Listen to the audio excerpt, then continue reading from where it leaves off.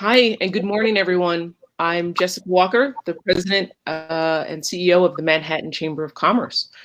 I want to welcome everybody to today's candidate forum. Hopefully you know that our organization represents and supports businesses across the borough.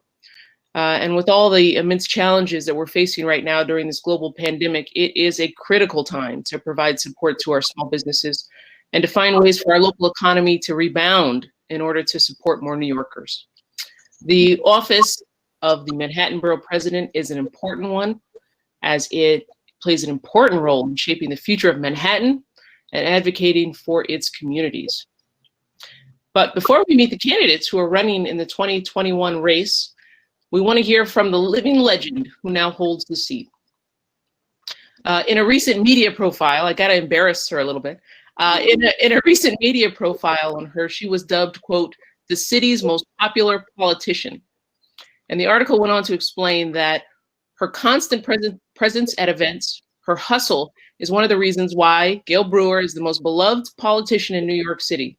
Ask anyone involved in government, from voters to staffers, to journalists to politicians, and you'll hear a chorus of praise. She's always there, she's smart, she's brutally honest, and oh yeah, she actually seems like a good person. Few politicians can find that balance, and even fewer can do it without appearing too ambitious. That's what the article said.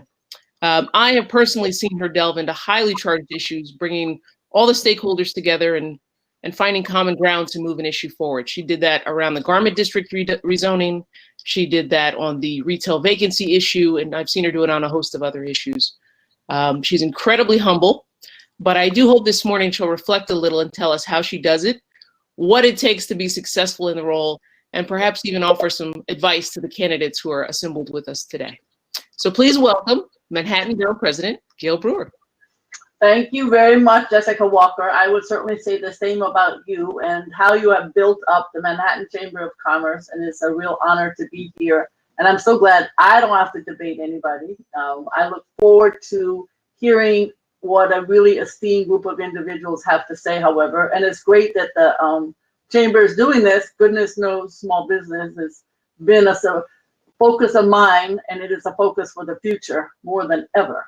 So what I thought I would do would be just talk about some of the charter mandated duties and then others that we have focused on to see if that can be helpful in terms of framing some of the issues. It is an office that has less power than it did in 1989 when the charter changed. And it's an office that you have to make something of. It's not something, I remember when I was in the council, I happen to love policy. I'm a total policy wonk. So when the budget hearings, oh my God, I was so excited. And when the legislative discussions about whatever took place, I was always very happy to be there. That is not this office. This office is not legislative. It's policy, what you want to make of it. So it really is a different kind of format. But there are charter mandated, and I do try to follow them. Number one, as you have suggested, is the issue of land use, land use, land use. And even though you're not the final vote, the city council is, you play a big role because having been in the city council, and I know what it's like to be the final vote, it's really helpful to have the borough president and our amazing staff outline some of the issues so all of the challenges don't fall on you. We took it very seriously, and we have focused on pre-planning projects. You mentioned Garment Center. When the mayor said, I'm taking the Garment Center to Brooklyn, I said, hell no. And with the support of EDC and others, Garment Center's there. I'm not going to get into details because we don't have time, but that was an example of good planning in advance. And now we're buying a building. We have some tax abatements. It's still challenging, but they're in the right direction. We did the same thing with the South Street Seaport. Obviously, East Midtown, with your help and others, has been very successful. East Harlem, Inwood, Soho, NoHo in the times today, but certainly has been part of a planning process. The East Side coastal resiliency, which is basically what should happen to keep a park and a neighborhood on the Lower East Side safe from storms. Morningside Heights. We also did something different on faith-based task forces. The issue there is what's going to happen to all these churches and synagogues and mosques, temples, when the developers say, oh, I would just love to make a condo there. So how can the faith-based respond to that? We've also been working with NYCHA, my residents whom I love to death. We've been working with the city on the Fulton, Chelsea, Elliott community, which is the community where there is to be a RAD. And what would that RAD look like? That's basically a public-private partnership. We've also brought lawsuits in the area of land use, 2 bridges and homes, which is a NYCHA development. We've done 159 ULURPs and something that's based around the issue of land use, which is construction safety task force. So those are some of the things. I have to say what was most upsetting to me was when we got finally a really good charter with not just a mayoral appointment past the city council, but the mayor's people, I have to be honest, did not help us with comprehensive planning. Didn't happen. We wanted the ULURP to include a pre-planning process, some of which I've outlined, did not happen. And we wanted the borough presidents to submit amendments to ULURPs as long as they are within scope. Did not happen. All we got was some kind of timing change. Really frustrating. Charters are a challenging body to make a difference on. Number 2, community boards. We worked hard. We have revamped the way in which members are selected. We've met the demographics of the community way before even the city council mandated that happen. I hate term limits for community boards. I fought it and I lost. We have turned over 60% of our members in the borough of Manhattan, but I keep on land use experts for the reasons I cited above. We've done trainings on everything from how to run a meeting to technology, all the budget land use issues. We have regular borough board and borough service cabinets, and we were the first borough to have a Zoom during this god-awful pandemic, and the meetings have not missed a beat. We have a solid waste advisory board, which is in the charter, and we actually appoint 1,000 people in the borough of Manhattan, if you add up school boards, hospital boards, and so on, and we train them all. In terms of the issue, number 3 is the issue of budget. We do obviously allocate funding, capital, some expense, and something from NYC and Company, a small amount for cultural nonprofits.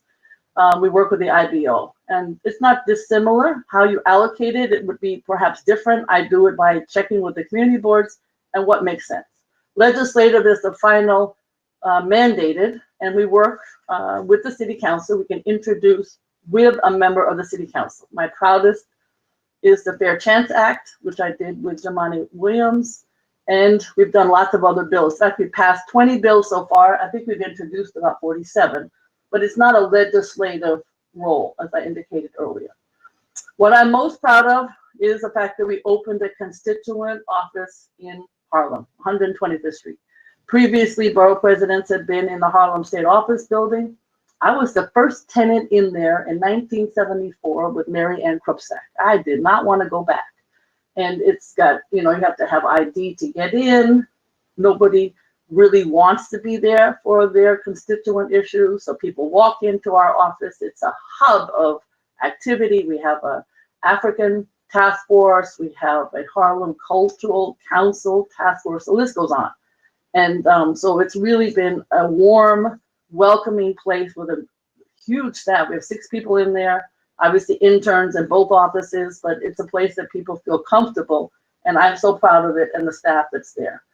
Other things that we worked on. I am a data geek. I passed the open data bill. So we actually, in our office, have a nonprofit, Beta NYC, that does nothing but data. It's helped with the community board. It's opened up different ways of looking at data. Small businesses, goodness knows you're the expert, but I have focused on data, trying to make sure that we have a listing. It'll be very different of the vacancies.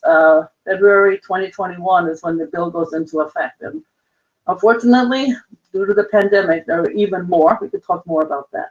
We've always focused on fresh food for seniors. Obviously, during the pandemic, it was an even more challenging time, but we tried to meet their needs. Seniors, age-friendly. The schools, we do appoint 2 members of each CEC, and I take that very seriously. We meet with them on a monthly basis, and of course, like everybody else, we try as hard as we can. I focus on technology, social workers, and just making sure that the schools get the funding they need. On the homeless, I'm not going to get into all the issues that are facing us, but we have focused on how to get the faith-based, they have beds in the church and the synagogues, and the city's not very good at taking advantage of that. I am a huge cultural fan. We are the center of culture. This pandemic has turned the musicians and the artists and Broadway, so on, upside down. But we've been working in the Harlem culturals, and of course we care about Broadway. So in summary, it's not a legislative role. It is what you make it. It is ironic, but not surprising. Every borough is different. Oh my goodness. So you have to realize that even though the 5 borough presidents, particularly when Melinda was there, and she and I served together in the city council along with Jimmy Otto. I'm a huge Jimmy Otto fan, just so you know. And we would meet on a regular basis to have lunch. And we would like be really picky about where we would pick to have it in one of our, historic houses or something. We had a great time, and we would just joke for 2 hours. So the other borough presidents, meeting with them is important, but your issues are completely different. So I would say that you should enjoy the debate. It is a wonderful job to get to know the diversity of our fabulous borough. I think everybody knows, whether it's parks, food, seniors, business, what you need are the data. And I think for the future to think about, we need to do even more on this data front.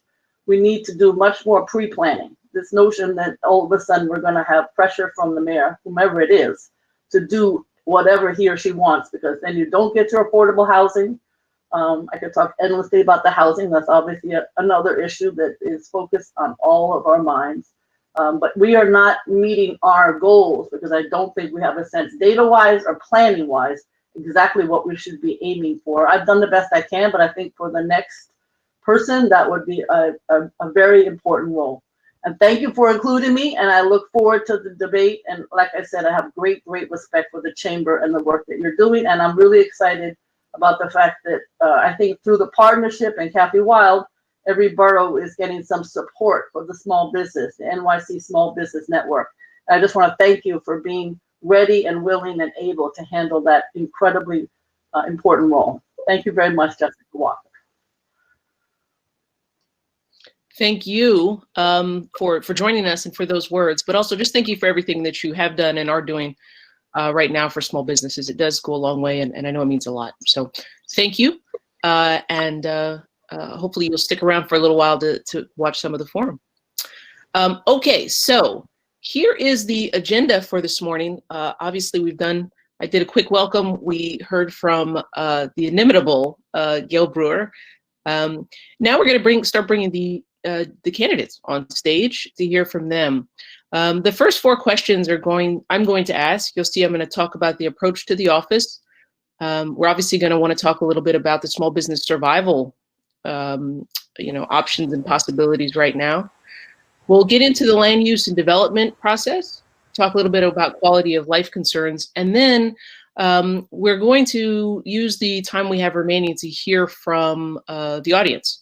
So please do enter questions that only, I think the other attendees can't see them, but I can see them. And we will pick from among those questions towards the end to make sure that we're able to respond to anything that you're thinking that comes up as we go on. But for now, what I'd like to do, welcome to all 5 of our Thank you. Candidates here. Thank you, Jessica. Thanks, Jessica. So what we're going to do is we're going to give each candidate about 2 minutes to introduce themselves, tell us a little bit about themselves, why they're interested in the role, and then we are going to jump into the questions. So I will let them do that. Let's start in alphabetical order with Elizabeth Caputo. All right. Good morning, everyone. Thank you very much, Jessica, and to the Manhattan Chamber for the chance to connect with all of you this morning. I'm running for this office and for borough president because I believe that now more than ever, our city and our borough need qualified new executive leadership to move our city forward and to make it safer, greener, cleaner, and more equitable. So I build bridges for a living. Throughout my 25 years living and working in Manhattan, I've bridged the public and private sectors, I've bridged global and local, and I've bridged neighborhood to neighborhood from my time serving as the longest serving community board chair on the Upper West Side. As Gale mentioned, I believe in data, I believe in science, and I'm not an ideologue. Throughout my career, I've worked in municipal finance, I've also run a grassroots civic organization. I currently work at the World Economic Forum, where every day I connect US cities to the world and to sustainable global businesses. Also to emerging technologies, large and small, something that I particularly believe in with the great wealth of talent and tech hubs we have and have the potential for here in Manhattan. Throughout all these experiences, I have placed community, inclusivity, and equity at the heart of everything I do. I believe I have the on-the-ground experience and ability to bring people together to tackle some of Manhattan's biggest issues right now: affordable housing, transportation, sanitation, public schools. Collaboratively, we need to tackle these challenges. Even in the midst of the crisis, I believe there are ways that we can revive our restaurants and our small businesses, bring back our arts and culture, and very importantly right now, implement humane, innovative ways to address the homelessness crisis. So we bring back people and we make this quality of life and this city a place that's home for everyone. To do that, I believe I need to do what I've always been doing from my time on the community board and my time leading organizations, reaching across communities and neighborhoods, cultures, and industries. I feel like Manhattan is at a crossroads right now. We're feeling it everywhere from Inwood to Battery Park, everywhere in between. Between the public health crisis, bringing our economy back, and deepening social rifts that are dividing neighbors, I still believe we have an opportunity to emerge stronger. Manhattan's greatest strength is in its energy and its diversity of its people. And I'm ready to be the champion for the city and the borough we all love. So I'm ready to get to work, and I hope you'll join me. And I'm really looking forward to fleshing out some more ideas with you today. Thanks again. Thank you. And now we'll move to Senator Brad Hoylman. Good morning.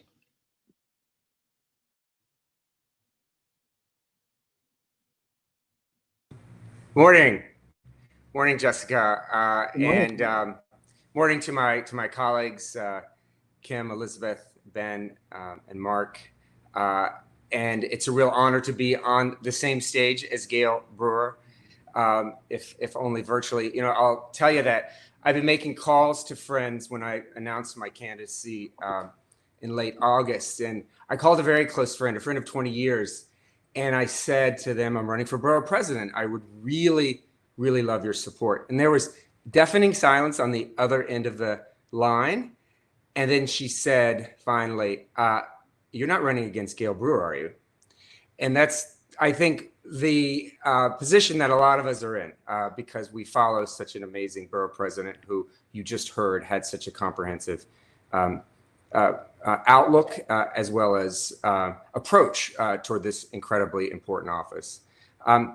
But because of term limits, we have to elect a new borough president. And I'm running, Jessica, because we face the largest challenges in Manhattan due to COVID-19 in a generation.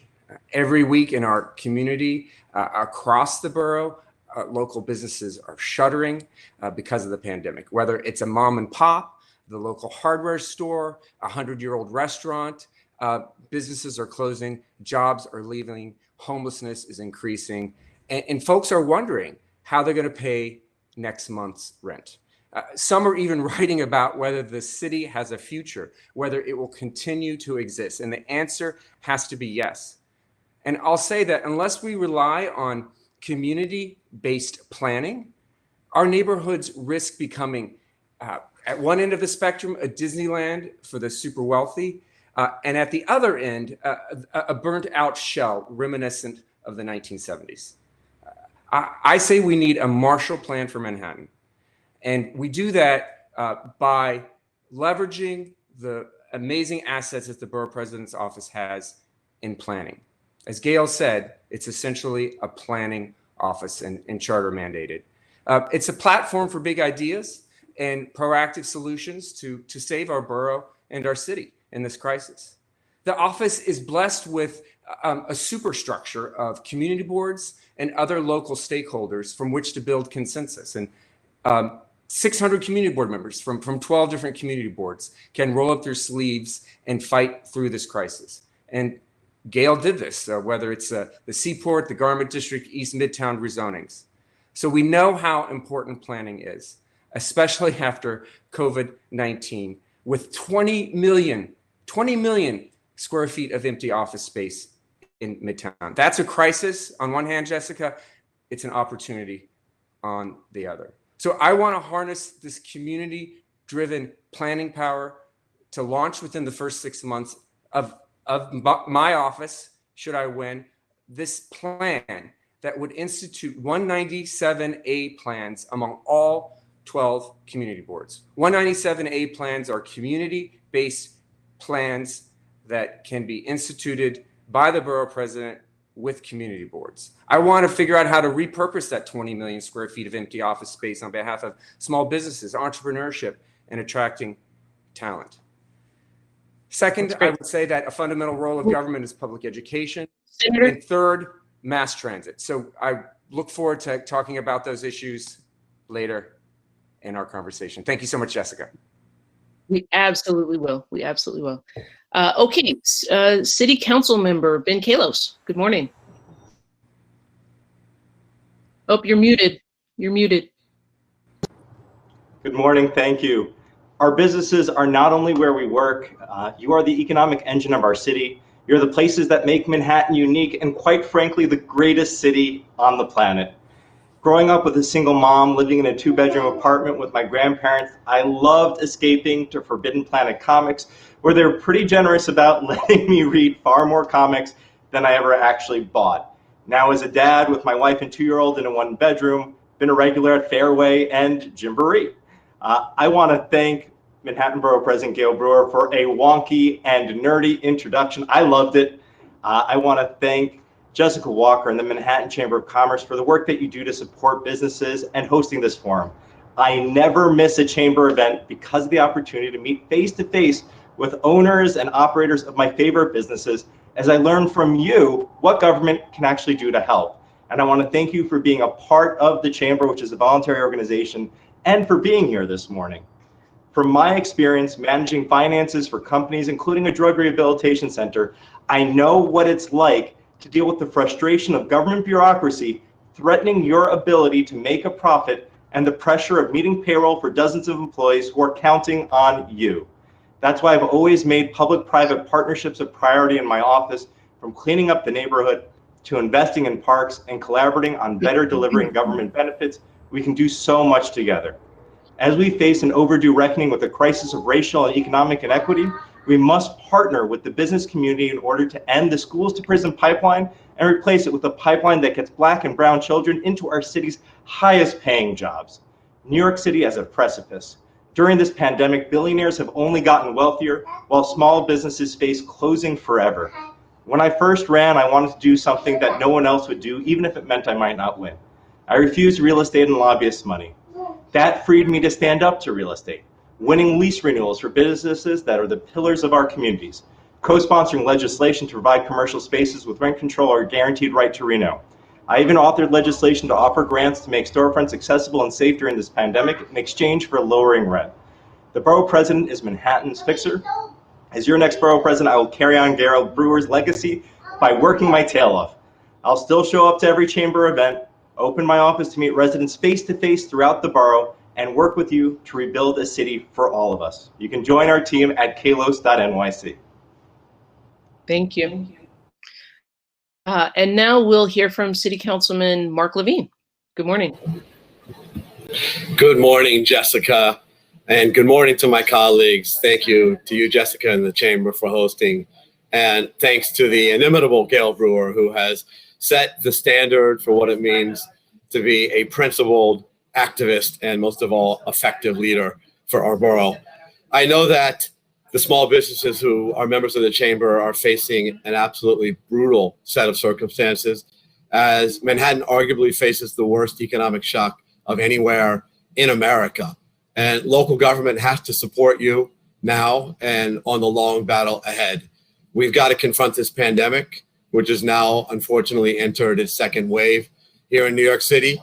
We have to reboot our economy, and we have to take on persistent systemic racism in every sector of this society. I'm running for borough president to take on those fights, and I've been fighting on behalf of this city for every day of my adult life since the day I graduated college with a physics degree and became a bilingual math and science teacher at junior high school 149 in the South Bronx. I went on to found a community development financial institution, a credit union in Washington Heights, which has now given $25 million in small loans to help low-income families uptown, including many entrepreneurs and small business owners. I'm proud now to have been elected twice in what is arguably the most diverse district in New York City, representing West Harlem, parts of Washington Heights, and the Upper West Side. Last term, I chaired the Parks Committee, where I fought to ensure that every single neighborhood has a great public green space. In 2017, I'm proud to have passed landmark legislation that has made New York City the first place in America to establish a right to counsel for tenants facing eviction in housing court. And this term, as chair of the Health Committee during a pandemic, I have stood up relentlessly on behalf of science again and again, no matter who I've had to take on. Now I'm running to succeed the great Gale Brewer as your borough president, to take these fights to the next level, to help bring back our economy for a just recovery that centers small business, that tackles inequality. Únense a mí, ese es mi compromiso, a luchar por todos ustedes, no importa dónde hayan nacido, no importa el idioma que usted hable. Esa ha sido toda mi carrera y ese es mi compromiso en esta campaña. Thank you to the Manhattan Chamber. I look forward to this conversation. Thank you. And last but certainly not least, Kimberly Watkins. Good morning. Good morning. Good morning, and thank you, Jessica. Thank you to the Manhattan Chamber, and of course, thank you to Gale Brewer. It's an honor to join you, and an honor to join all of my my fellow colleagues today. I also just want to quickly acknowledge all of our listeners. We've got a lot of folks here in the chat, chatting and asking questions. It's really great to see everybody here. Most important, election coming up right now. New Yorkers are really faced on 2020 and the White House and Congress and our important New York State legislative elections. But for the Manhattan of which I am a part of struggling small business owners and gig workers, people out of work, of frustrated and really stressed out public school parents, of our homeless, of our low-income housing residents, the 2021 local elections represent the chance to take back our local government, because what is happening right now is not working. That's what's leading me into this race. I'm currently president of CEC3, the Community Education Council serving public schools in Lower Harlem and the Upper West Side.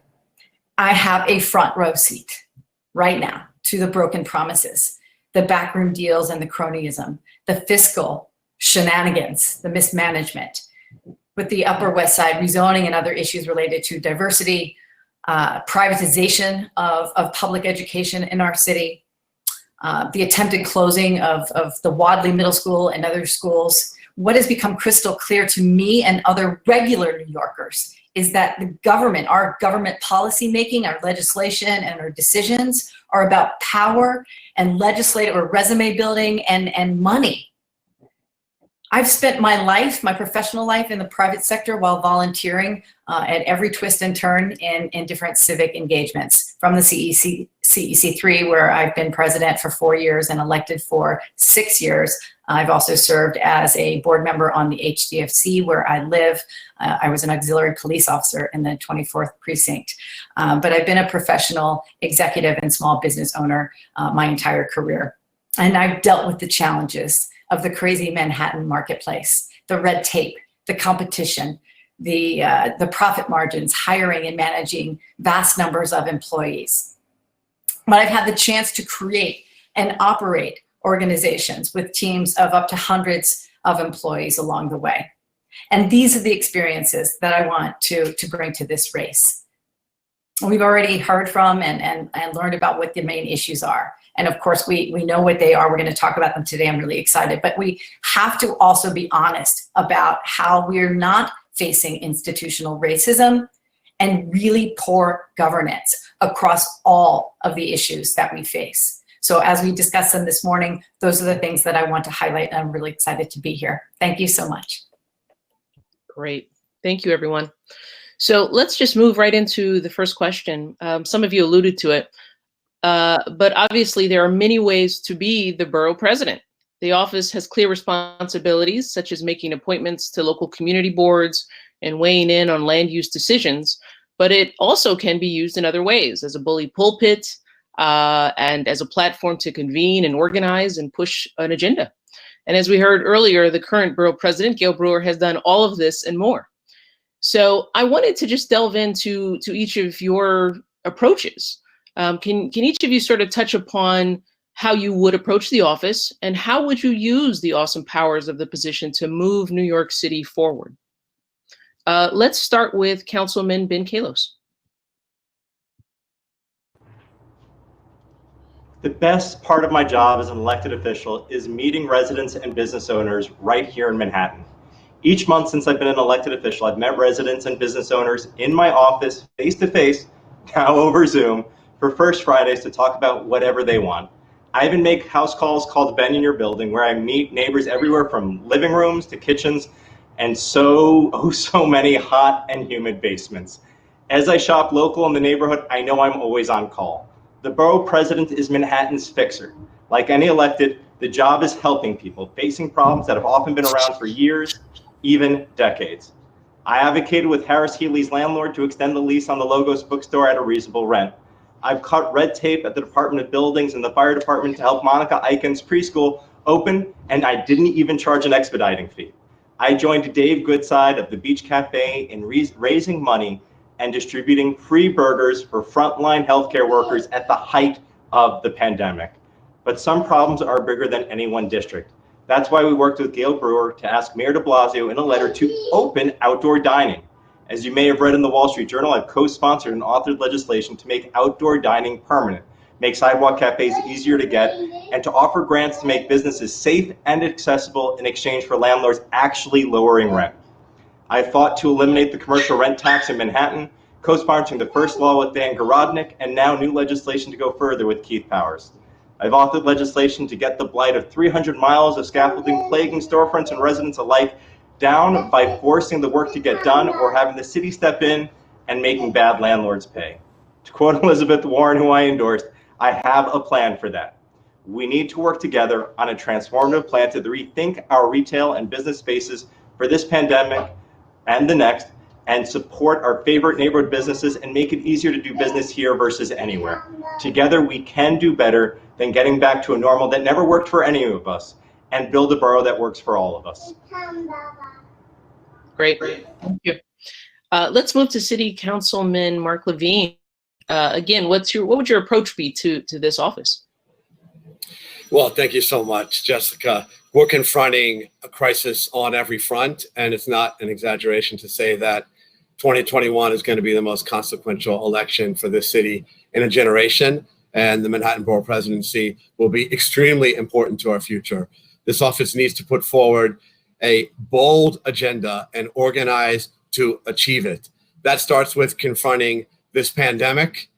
We are at a moment of great peril in New York City, with cases coming back not just in hot spots in Brooklyn and Queens, but here in Manhattan, where cases have been on the rise for the last 10 days or so. And we're going to need aggressive public health measures to protect us in the months to come. And we have to also be cognizant of the serious economic impact that this pandemic continues to have. We have to confront the inequality that this pandemic has exposed and exacerbated in healthcare, in housing, in employment patterns. We have to bring our economy back. We have to have a just recovery.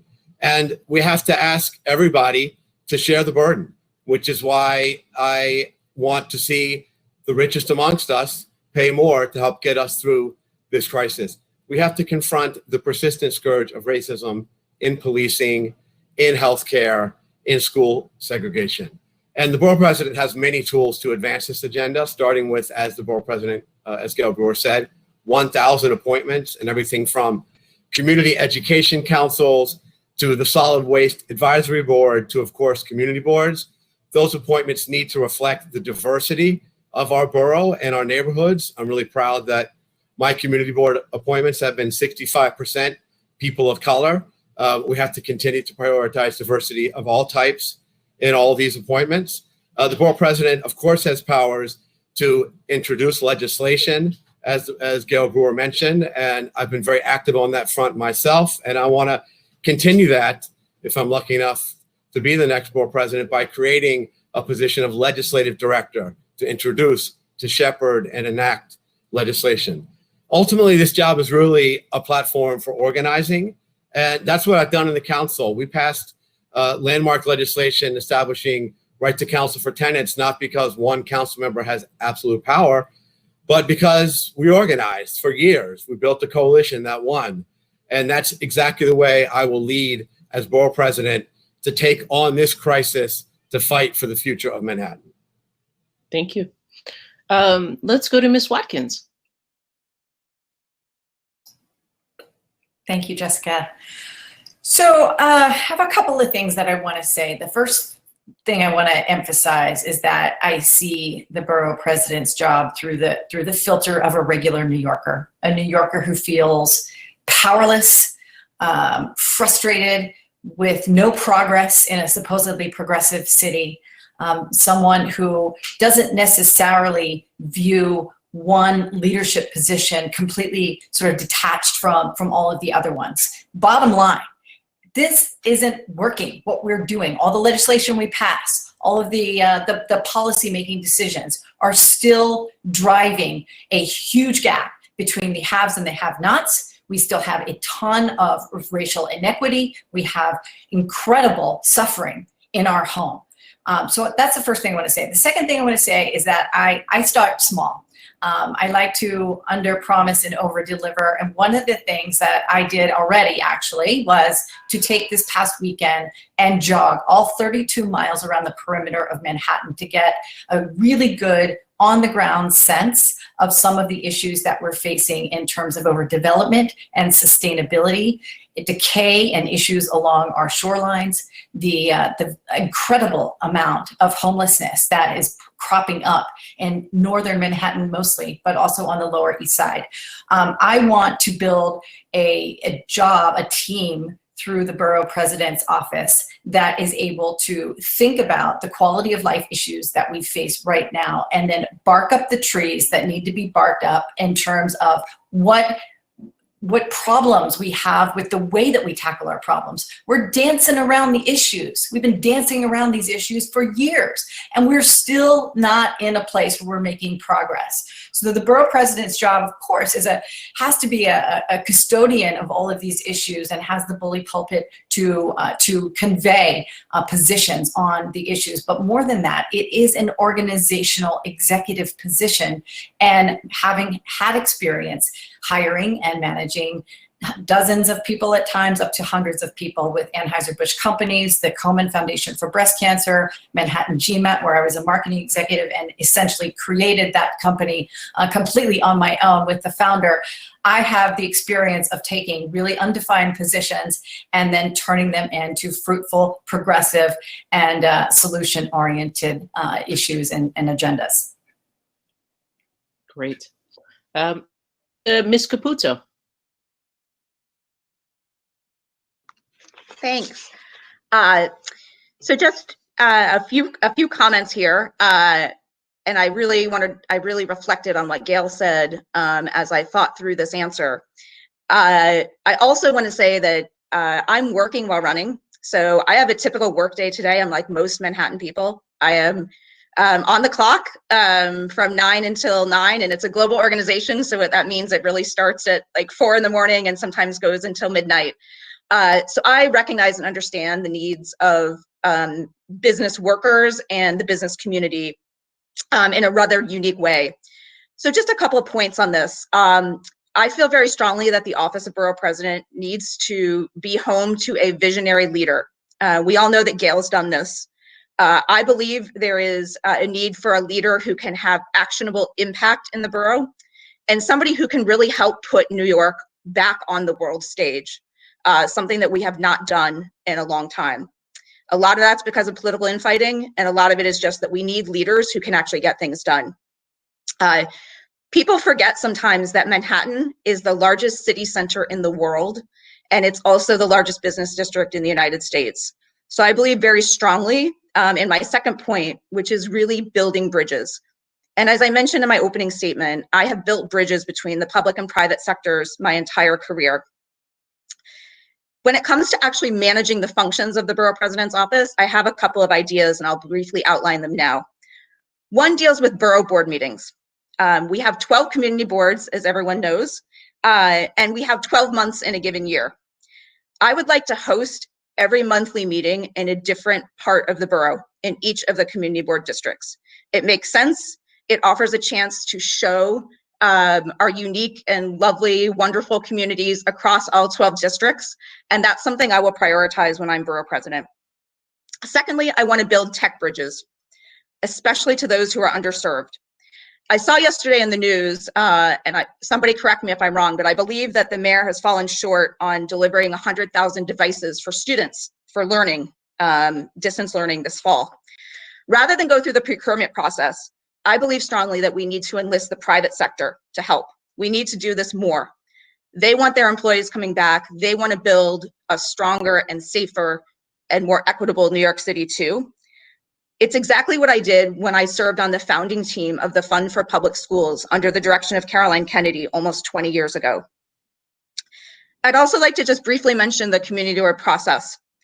Throughout my time as the longest serving chair of the board, I felt very strongly that each board needed to reflect the diversity of its members, not just in membership, but actually in leadership as well. And that means racial and gender diversity. And I'm going to push for that. I differ from Gale a little bit in that I believe that there should be term limits for board members. I believe that somewhere between the 10 years that folks now have is a great amount of time for people to have an impact in their neighborhood. And it also opens up the doors for new people and new voices to have a say. So those are just some ideas that I have. And I'm really, again, go back to the real importance of this being an executive job and having a strong vision for Manhattan for this office. Thank you. Let's go to Senator Hoylman, Brad Hoylman. Thank you, Jessica. You know, I believe this job is one of the most important in government. And as Manhattan Borough President, it's going to be my unrelenting goal to build Manhattan back, to fight for small businesses, and to keep everyone in their homes. That's really, really what it's about right now. But we also need to build back with a new vision. I want to see a Manhattan with policies to help small business pay the rent. That's what it's about for so many small businesses that are probably logged on right now. I've proposed landmark legislation called Save Our Storefronts. I've also introduced legislation that would create a vacancy tax on so many of those storefronts that sit empty for months, if not years, much to the frustration of the business that used to be there or members of the community that no longer have their favorite dry cleaner or restaurant. I want to see a Manhattan with permanent outdoor dining and car-free streets set aside for pedestrians, for schools, and for small businesses. I want to see Manhattan with new incentives to take on climate change and go carbon neutral within the next 2 decades. And I want to see a Manhattan with programs to permanently preserve and protect those rich cultural centers of our borough. Chinatown, Koreatown, East Harlem, Little Senegal, Lower East Side in my district, Little DR in Washington Heights and Inwood, and other cultural enclaves, so we don't lose them permanently to COVID and gentrification. And I want to see a Manhattan that is economically equitable. You know, it is true that so many wealthy in this city and state have done so well during COVID. And, you know, the bottom line is many are not paying their fair share. So we need to claw that back on behalf of Manhattanites and New Yorkers in general. And I want to, you know, see a Manhattan that is racially just. Our segregated school system is the shame of our city and of our state. And I believe the borough president can help fix that. You know, it is worth acknowledging, as we've done before, that every candidate for this office is white. And I think this is reflective of a lot of inequities that we see in our borough. I have a record of getting things done in Albany, I believe. I've passed 79 bills, including legislation that would protect tenants from being evicted due to COVID-19, passing the Child Victims Act, which allows survivors of child sexual abuse file claims against their abusers and identify predators, and helping pass historic rent laws that have changed the playing field for rent-regulated tenants. So I'm going to put every minute into fighting for Manhattan. I'm going to bring back Manhattan in a way that is going to be collaborative and will listen to you, small businesses, citizens, stakeholders alike. I'm very, very grateful for this opportunity, really, to run for this office. I know I share that sentiment here. Thanks, Jessica. Thank you. And we're going to stick with you, I think, to start this off. The second question is around small business survival. Just to sort of give you a little bit of background, everybody knows in March, the COVID pandemic forced the city to shut down much of its economy in order to save lives. So understandably so. But as health indicators have improved, the city's commercial activity began to restart in phases beginning on June 8th. But the long road to recovery continues, and there are still so many small businesses that are struggling. Even with government stimulus, such as the Federal Payment Protection Program, many small business owners are still finding it difficult to pay their bills, namely rent. And because of changing consumer preferences and behaviors, few small businesses have returned to levels that they were at before the shutdown. So, I mean, it's bad. I can tell you, I've spoken to many small businesses. It's bad. As of last week, the foot traffic throughout the city remains down 28%. And it's even slower in Manhattan neighborhoods like Midtown, which are heavily reliant on office workers and tourists as their customer base. Recent surveys indicate that we may lose a third of the city's small businesses, and some people believe that those are conservative estimates. Gale alluded to it that last week our chamber, along with the other borough-wide chambers, the Partnership for New York City and the Peterson Foundation, we launched a large program that is bringing on 22 recovery specialists throughout the city who are going to be able to go out and talk to store owners and get them and connect them with the help that they need, including financing. But again, we can only do so much. The question here is what more can be done to help small businesses survive right now? You know, they need as many solutions as we can give. So you started it off a little bit, so let's stay with Senator Hoylman. Thank you. Yes. Oh,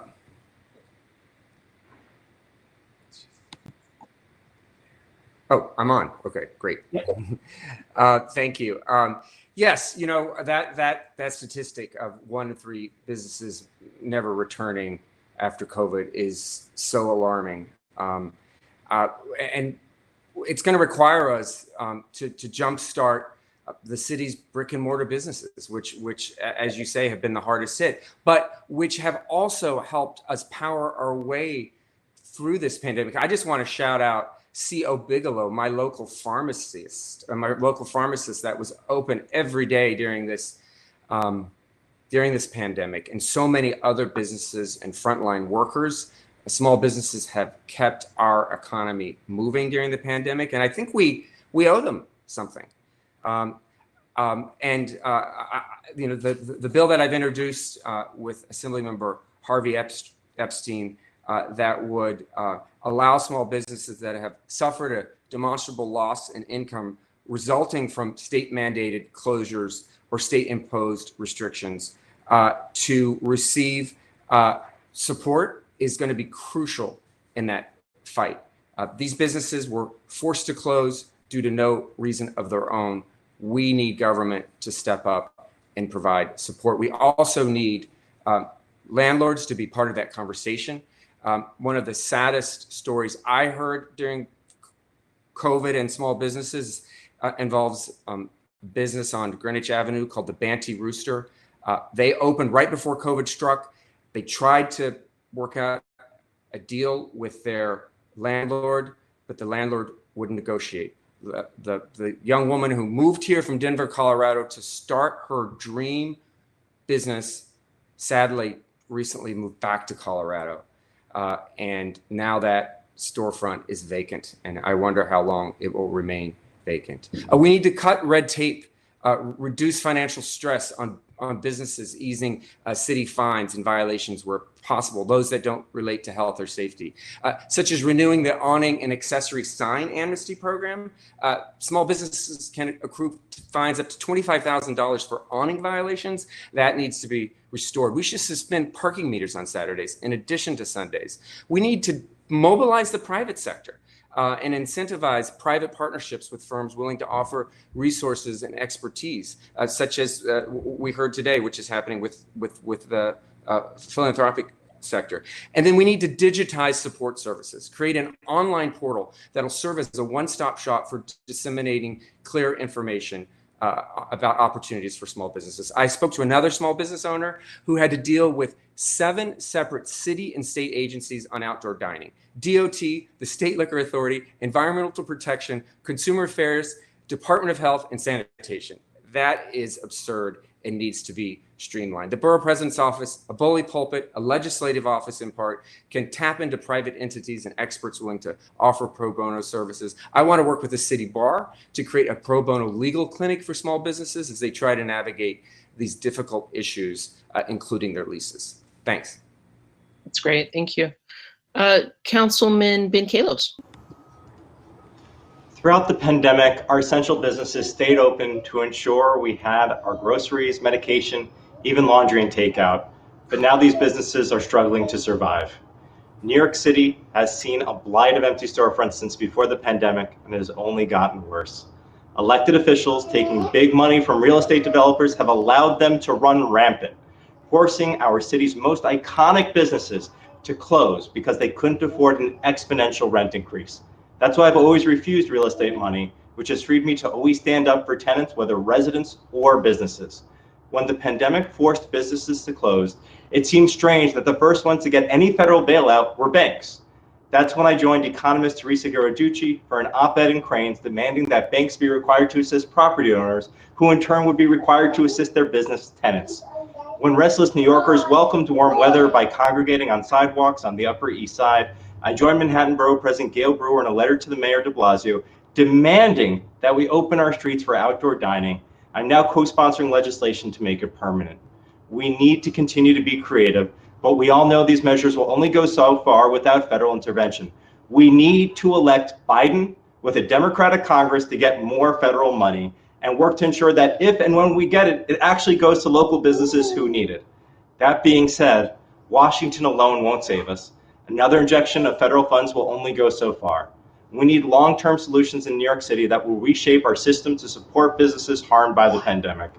As your next borough president, I will work with the business community to stabilize commercial rents, eliminate commercial rent tax in Manhattan, create incentives for landlords to keep their retail spaces active, and finally get scaffolding down. We can and must work together in a public-private partnership to rebuild the city for all of us. Thank you. Let's go to City Councilman Mark Levine.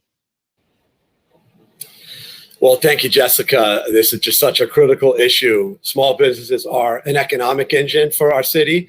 They are a path to financial empowerment, and they are the heart and soul of so many of our neighborhoods. And they're facing an existential threat right now. I am confident that the entrepreneurial spirit of this city will prevail and that small businesses will come back, but we have to help.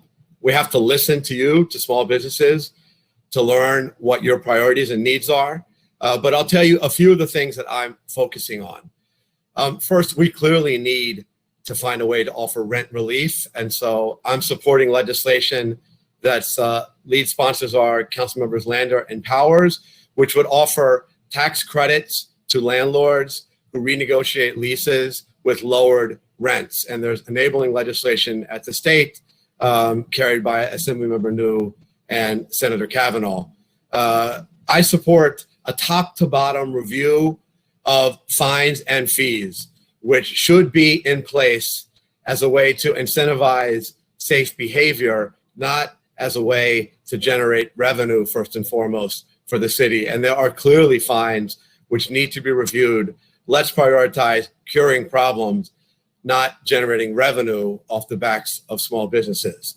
We have got to examine the commercial rent tax, which now only applies to one borough, in fact, only to Manhattan, south of 96th Street.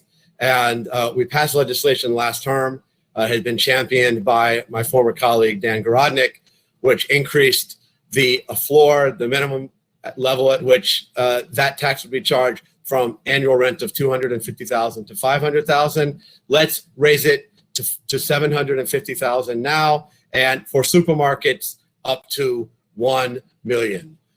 Like Brad said, I think that legal assistance for entrepreneurs is critical, and I'm really proud that several weeks ago we passed legislation in the council that will strengthen and expand a program providing free attorneys to low-income entrepreneurs to do three key things. One, to defend against evictions. Two, to renegotiate leases. And three, to help with the difficult application for government funding and other purposes. And as we move to the rebuilding stage in the months to come, and businesses are able to start investing again, to buying equipment again, to renovating, to expanding, we need dramatic growth in the availability of credit to small businesses. This is something I've worked on in my career through my work in starting a credit union uptown. And it's something that I want to supercharge for New York City by creating a public bank that would invest in the kinds of community-based lenders that can make credit readily available to entrepreneurs who need it, who will put it to good use to grow their businesses, to grow our economy. This is going to be a major priority for me in this campaign, and certainly will be if I'm lucky enough to be the next borough president. Thank you. Thank you. Ms. Watkins. Thank you. Thank you, Jessica. A lot of really great ideas so far from my colleagues, and to the legislators on the stage with us. Thank you for the stewardship so far. What I would say as someone who's married to a small business owner, someone who is a small business owner and who's been involved in small businesses for a really long time, we are suffering and we need real relief from the existential threat, as Mark just sort of called it. I think we also really need to think about the sort of long game of a decade or two out, what business is going to be like. You mentioned earlier, Jessica, the square footage of empty space. So obviously we have closed down retail spaces in Harlem where I live. I would say the rate is definitely not 30%. It's probably close to 50% in some places. It's incredibly frightening, but at the same time, we are still in a pandemic. And so activating our small businesses right now is, to a certain degree, I think we view it as a little bit some scrutiny over how all of these ideas might end up shaking out in terms of the different legislation, the different ideas that we've talked about so far.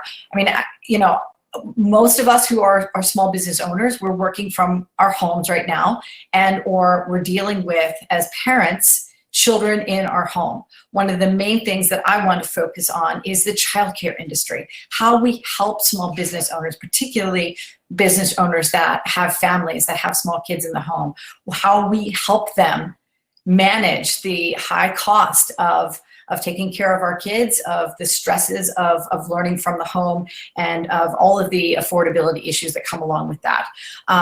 The other thing that I think is really sort of nuanced, but there's got to be a way to bring back the summer youth employment program better than ever. It was an incredibly frustrating part of the budget process as someone involved in the public school system and working alongside student voices and feeling their pain in terms of how this change affected our youth in our city. We need to galvanize the spirit of young people in Manhattan and get them into jobs, help them find a way to contribute as part of the private sector.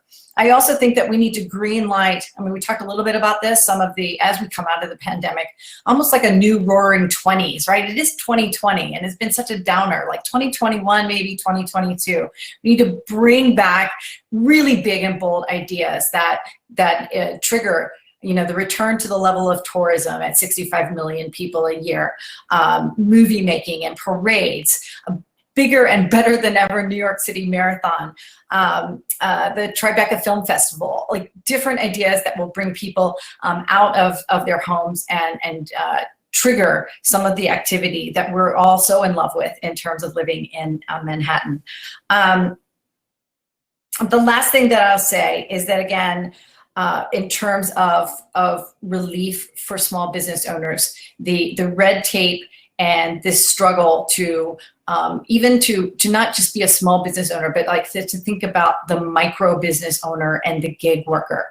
That is something else that I think we need to assume is part of the culture of the business environment, the private sector in Manhattan, and also, of course, nonprofits and the contributions and the work that they do to contribute to our economy. So when we're talking about relief, when we're talking about incentives, we have to think about the one guy, the two-person company, the four-person company, and not just that trickle down incentive building and trickle down support that we give to largest companies first, like with the, you know, with all the relief through COVID. I mean, we know that the biggest companies got the most help. We know that the struggling small businesses continue to get the least amount of help. And that is something as borough president that I will fight for. Thank you. Ms. Caputo. Great, thanks. So look, I had hoped to be back in my Midtown office working this week. Unfortunately, we had one of our colleagues tested positive, so the office shut down again. This is happening across the city and across the borough and across Midtown and across pretty much any part of our neighborhood in Manhattan right now. So we need to be prepared to think about the future and the whole concept of the future of work and what that means for small businesses who are critically vital for our neighborhoods and for this city. The advantage of spending so much time over the last 6 or 7 months working from home has been I've gotten out in the community a lot more and been able during the workday to see how hard these individuals work. My local dry cleaner, the person at my nail salon, my pharmacist. These are all people who have kept things going throughout the pandemic, but are now really, really hurting. And we have to think of some suggestions and some really concrete, actionable ideas to help them, especially when it comes to their rents. So going back to the commercial rent tax, which I know, is a topic of heavy discussion with the chamber and other groups, I obviously support Councilmember Power's plan. The problem with this tax is that it's based on rent and not based on sales. And so when I talk to a restaurant owner, as I have many, many times during my time on the community board, those owners, can come back at 25%, but they still have to pay 100% in rent. So there's no incentive for them to even open up. So what are some creative solutions we can provide? I have one idea.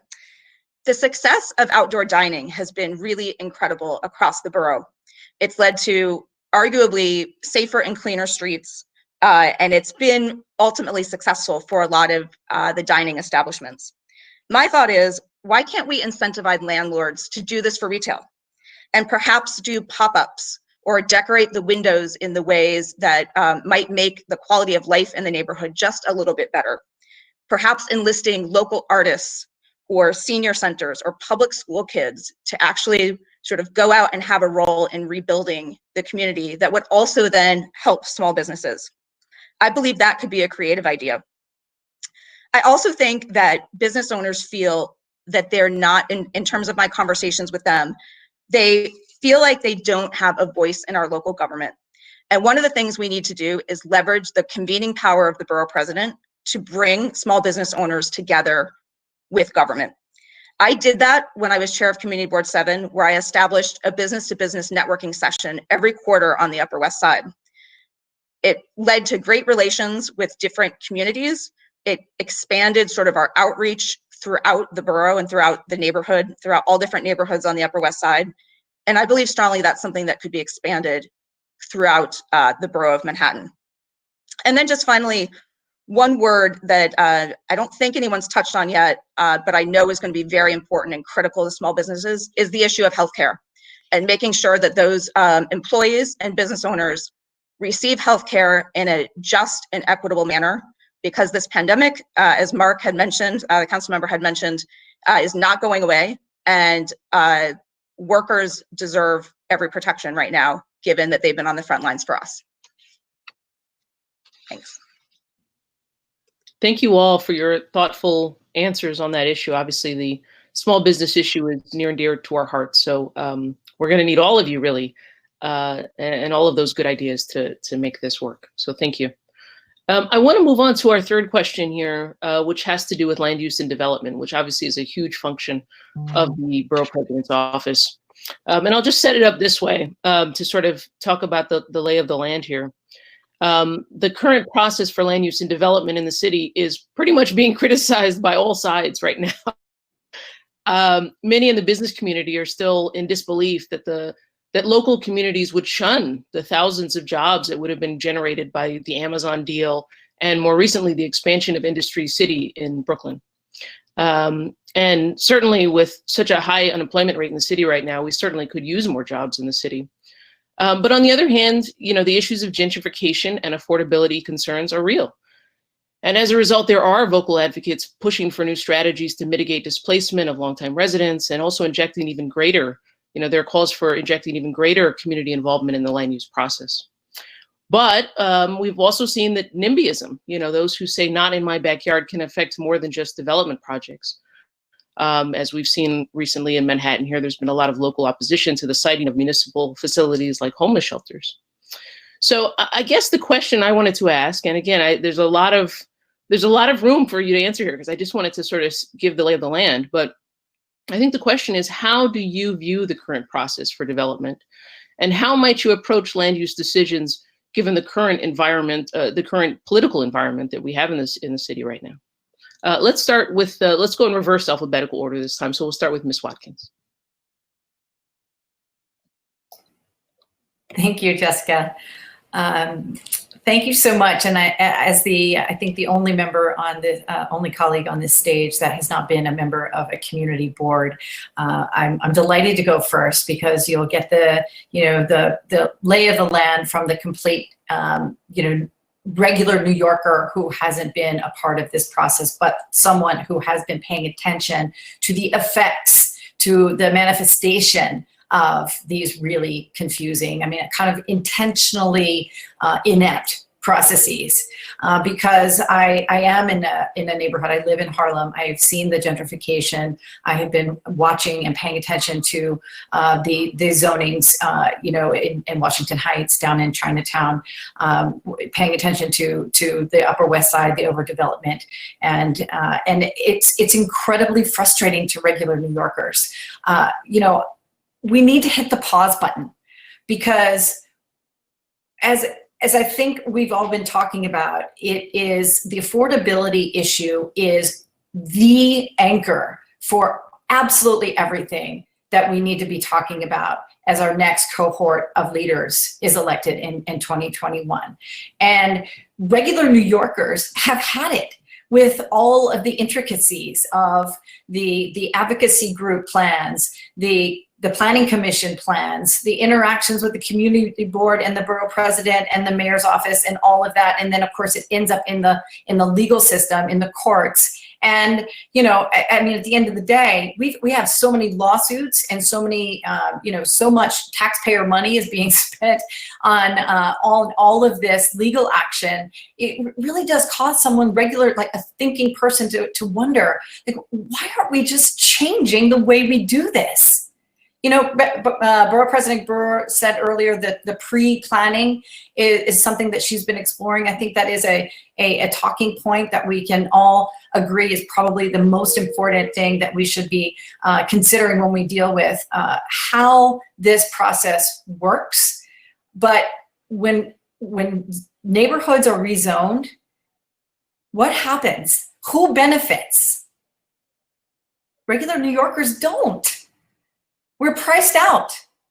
We may get a couple of trees, maybe an extra playground, but high rises, luxury high rises, and even the affordable homes are not affordable to the majority of people that live in these neighborhoods. It has got to end. We have got to take a zoomed out, a 30,000 foot approach to what our borough needs and how we can make sure that the New Yorkers who live here, especially people like essential workers, our firemen, our police officers, our school nurses, they can't afford to live in Manhattan anymore.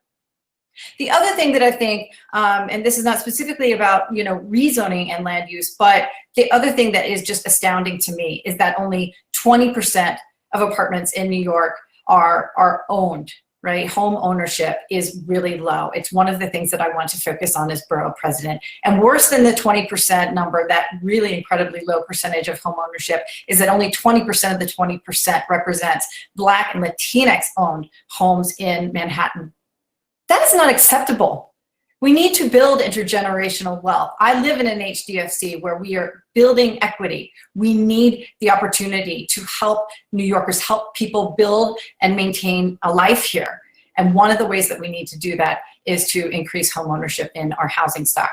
So I am not in favor of, I'm not a supporter of the way that we go through this process. I think we need to rethink the whole thing, press the pause button, and keep talking about the ways that we can improve for the regular New Yorkers that are affected by it.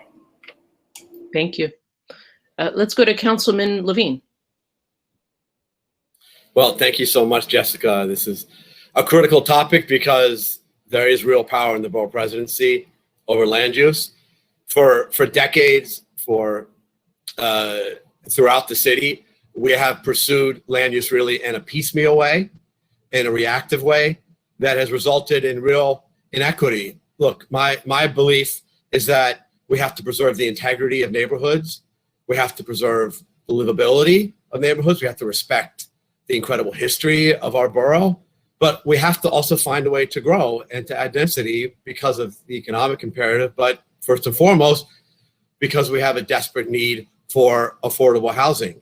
And in the past, when we've done that, when we've added density, it has disproportionately been done in low-income neighborhoods, in communities of color, and that's simply not fair. So I believe we need a comprehensive, borough-wide, multi-year planning process for the borough of Manhattan that can ensure that density is shared among neighborhoods. It would be an opportunity to examine street space and sidewalks as well, and do things like make sure we have a coherent bike network. It'd be an opportunity to re-examine our commercial overlay, which needs updating in some areas. It'd be an opportunity to strengthen and grow clusters of sectors like biotech and health science, which I think is going to be a major growth sector for New York City post-pandemic. It'll be an opportunity to reconsider the balance between commercial space and residential space based on new dynamics emerging from this pandemic. So I will be working very hard to advance such a major borough-wide process. Of course, we have to center community input at every stage. And it's why I've proposed actually merging two existing offices in the borough presidency, which is land use and community affairs, so that urban planners are on the ground in neighborhoods listening, and so that the community affairs reps have a voice in shaping land use decisions. And I do think that the borough president's powers can and should be strengthened in this process, as Gale Brewer laid out earlier. One way that's been proposed is to make sure that the City Planning Commission needs a supermajority to overturn a decision made by the borough president. That would, of course, require a charter change, but something that I would be pushing for. The vision here is complicated, but it's very clear, which is that we have to make our neighborhoods ever more human-centered, ever more pedestrian-centered, but we have to find a way to grow in an equitable way. And that will be the vision I'll push forward if I'm lucky enough to be the next borough president. Thank you. Councilman Kallos. Our current zoning process called ULURP is broken. Communities are caught in this land use dance, forced to settle for affordable housing that rarely replaces what was lost, or a park that's in the shadow of a tall building. Community boards and borough presidents go largely ignored, while council members cut side deals for campaign contributions. I refused real estate and lobbyist money from the very beginning so I can be an independent voice in this process. So-called Ezra Bright development gave way to Billionaires Row, eating away at the central business district, displacing businesses that had been there for a century to make way for super scrapers for foreign billionaires to park their ill-gotten gains, while elected officials taking real estate money claimed they couldn't do anything. I drew the line on Billionaires Row in my district, leading the first of its kind rezoning alongside Manhattan Borough President Brewer. We didn't stop there. We built a borough-wide coalition to stop super tall buildings that propped up on empty voids to give billionaires helicopter views in residential districts. And I'm not done yet. As your next borough president, I will finish the job by bringing those same protections to the central business district and financial districts. Let me be clear and unequivocal. Business districts should be for businesses, not buildings for billionaires. Now, you brought up Amazon, and I think people should answer the questions you actually asked. I opposed a deal cut in secret that offered billions in handouts to a $1 trillion corporation that was bankrupting local businesses who, correct me if I'm wrong, have never been offered that much assistance. There's something wrong when the community is forced to either rubber stamp or kill a deeply flawed plan, losing out on the opportunity to bring new jobs and commercial activity to our city. Now, Amazon is welcome here in New York City. They've even moved in without the billions in subsidies. As a new parent, I use them when I can't find what I need locally. But we need to think transformatively about our neighborhoods and how to fill our storefronts to not only serve residents' needs, but to keep them and everyone else coming back. The truth is that we have an affordable commercial space problem in our city. In the City Council, I've co-sponsored the Small Business Job Survival Act and commercial rent control to provide a right to renew and limit rent increases, and I support a vacancy tax. I hope we can get around corrupt Albany legislature to make these a reality. I do know my legislation to offer grants for accessibility and public health in exchange for reductions in rent could and would work. As chair of a land use subcommittee, I joined former small business chair Robert Cornegie to secure affordable storefronts as part of new affordable housing. I will continue to demand affordable storefronts and community uses as part of any new city subsidized or rezoned development. We can build on the legacy of Gale Brewer to bring her mom and pop zoning borough-wide. Limiting the size of storefronts and commercial corridors is proven to protect mom and pops from having rents driven up by banks, national chains, and big box stores. It worked for the West Side, and we can do it for the borough. As your next borough president, we can build a city for all of us, complete with the affordable spaces we need to live and work. Thank you. Senator Hoylman. Thank you. Thank you. This is a really great discussion. I look out my window and I can see where the city's current approach to zoning has failed, and it's Hudson Yards.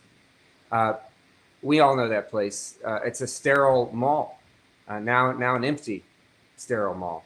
But its development was also hugely problematic. When the area was first rezoned with the city council vote back in 2005, we were almost saddled with the West Side Stadium.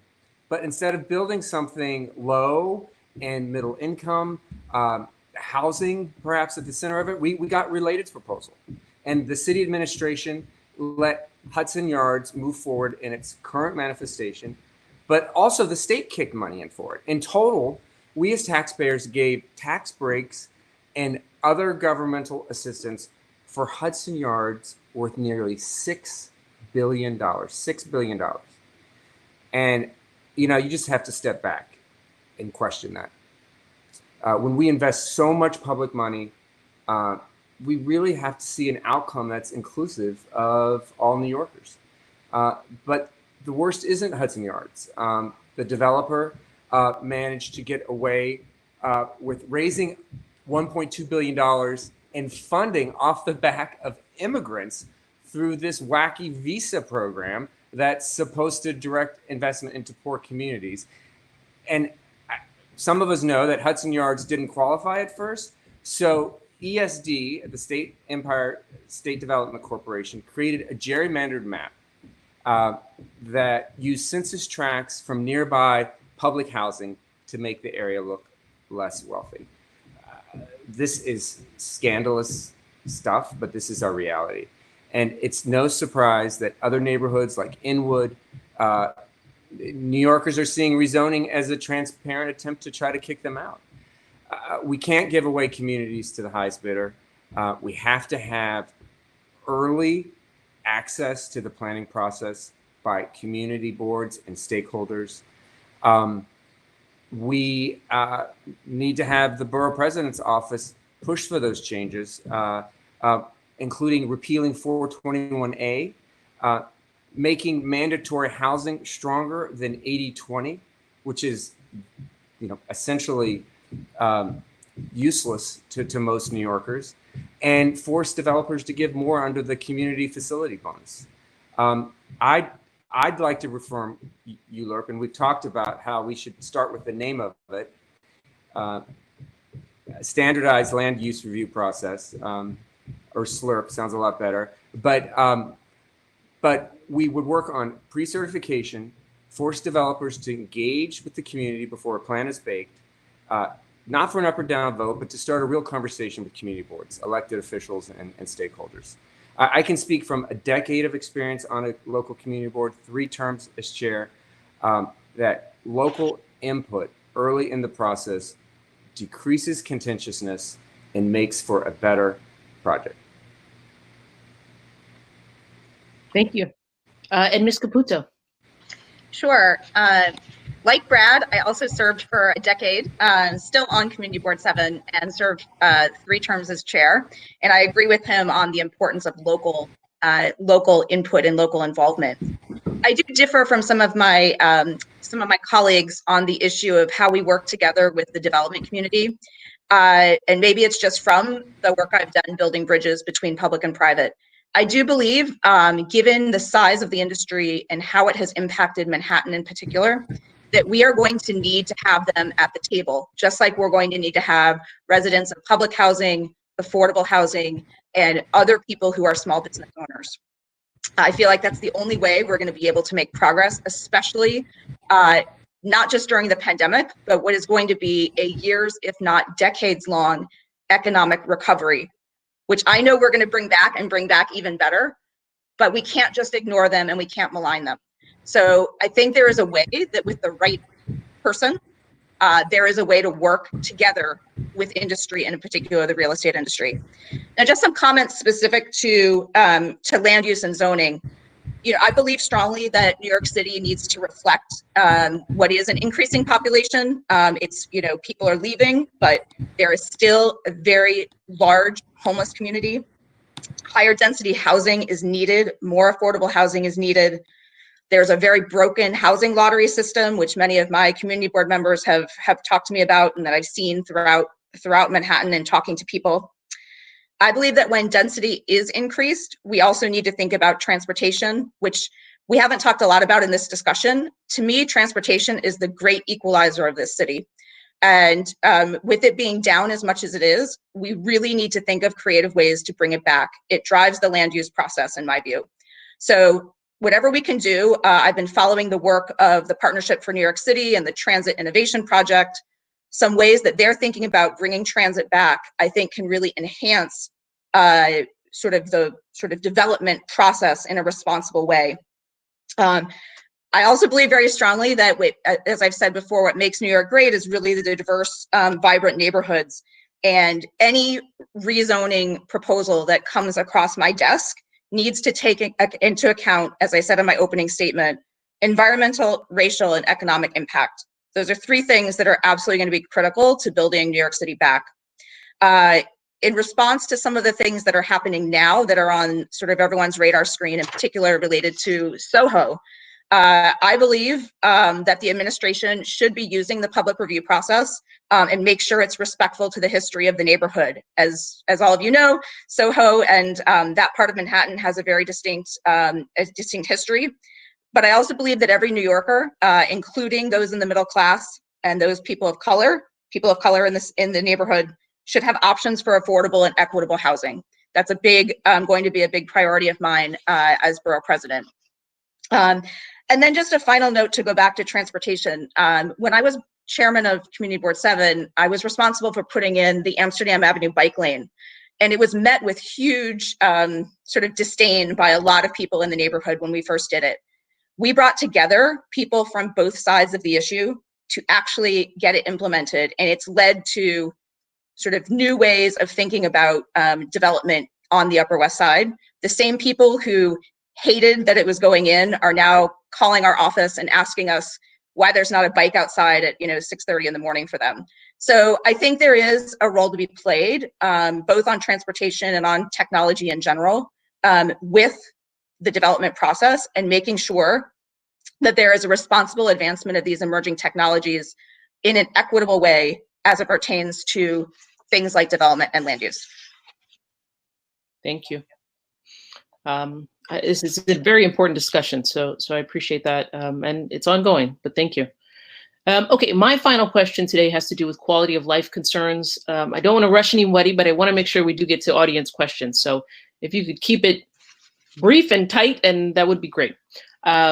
So just to sort of set this up, you probably know many in the business community have been conveying their concerns to the mayor on this issue.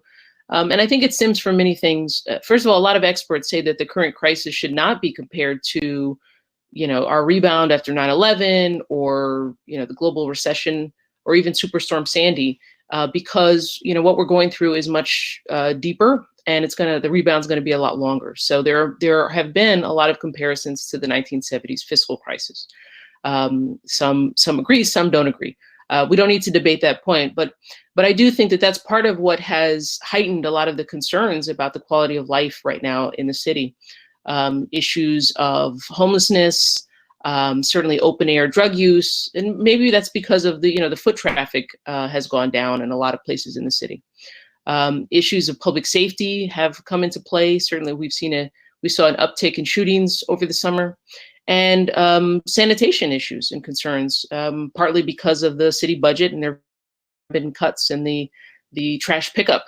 But all of these things have been concerning, and I think from the business community perspective, nobody wants to see this get too far, because it inhibits people from wanting to live here, certainly, and also from being able to bring back our tourists who we need so much for our economy.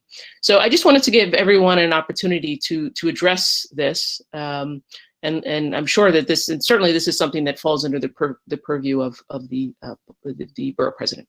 Let's go to Senator Hoylman. We'll come back. Thank you.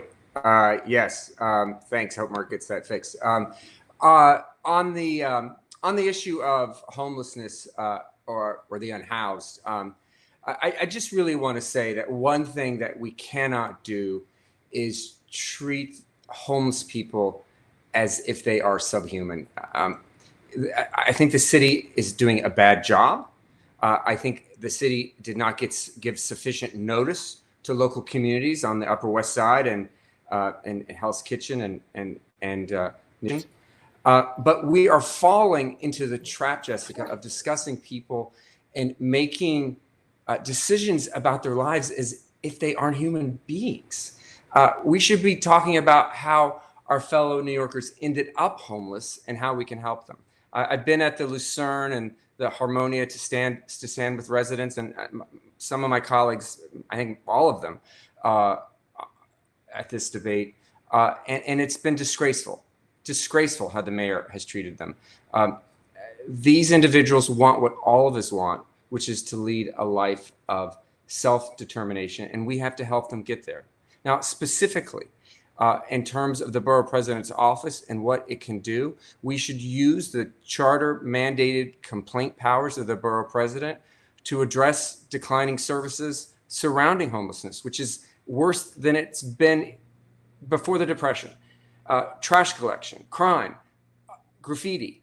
So I want to create a Manhattan task force on city services and quality of life to monitor that and to report regularly to Manhattanites on our approach and our success using data to understand how we can do better.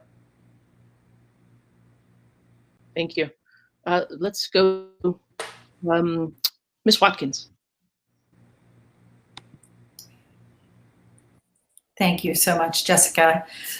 You know, I lost just hours thinking about this this topic, sort of listing out the different issues that relate to the quality of life. I think the first thing that I want to say is that pre-COVID, you know, the quality of life differences that people experience in Manhattan in terms of their zip code sort of underscores two things for me. One is institutional racism that is embedded in almost everything that we do as a local government, and incredible fiscal irresponsibility. You know, to have a budget, we spent over $100 billion last year in New York City, but we can't take care of our homeless. We move them around. We need to develop a strategy that figures out how to spend money wisely through a stronger budgeting process, which I know is not specifically a quality of life issue. But the thing that is I keep going back to is that when we rely so much on these really sort of confusing and intentionally inept, as I said before, processes with a lot of volunteers, a lot of community activists, the other thing about those quality of life issues is that we are almost asking for that the institutional racism to perpetuate, because most Black and brown New Yorkers don't have the ability to do that volunteer work to the extent that wealthy white people are able to contribute. So we have to sort of break through and talk about these issues in a different way. A couple of the other things that I think about in terms of quality of life issues relate to green spaces. A 2030 Manhattan Green Plan is part of my platform, where we decrease vehicular street usage, right? We have 508 miles of vehicular streets on our small island. Why can't we reduce that by 20%? Take what we've learned in COVID in terms of outdoor dining, expand on that, reduce space, and focus on things like urban gardening, better gardening and outdoor spaces for our public schools and our private schools, for all of our schools, to focus on contributing to the longevity of Manhattan in terms of the quality of life. The acute issues that we're feeling right now, absolutely we need to deal with them. We have got to figure out a way to tighten the belt on the budget side in order to actually help the people that need the help the most. Great, thank you. Let's go to, great, Ms. Caputo. Great, thanks, and it's a great question. I've seen this obviously firsthand in my neighborhood with the recent debate about the hotels and shelters. But really, it's not something that's unique to the Upper West Side. We've all seen that the debate and the discussions are moving further south when these men arrive there, as they are doing. So it's going to be an issue that we need to take head on, whoever is the next borough president. Again, when I was board chair and in any of my other work as an executive, the successes I've had have been by not maligning one particular group, but to try to bring as many people together as possible to have a conversation to bring about some real results. So in the same way that I support and I stand with the 300 men at the Lucerne and their right to stay there, I also feel as though a lot of the vitriol from many different sides in the neighborhood has not been productive to actually solving the problem. And I'm a problem solver. And so my first thing to do if I were borough president would be to bring all those folks together and have a conversation. It doesn't sound like any of the sides have really been talking to each other. And I think, as with many quality of life issues, the best solutions are done through collaboration and, yes, a little bit of compromise sometimes. A great example in my neighborhood, but it is popping up all over Manhattan and all over the city right now, is modeled after an organization called One Block Upper West Side. And it's a community group that really started, quite frankly, coming out of the lack of local government and local support for quality of life issues and, quite frankly, cleaning the streets. So rather than wait for something to come from a politician or an elected official, they've taken block by block ways to clean parts of the Upper West Side. I think it's a great model, and it's something as borough president I would replicate across the borough, in particular making it fair and just for everyone.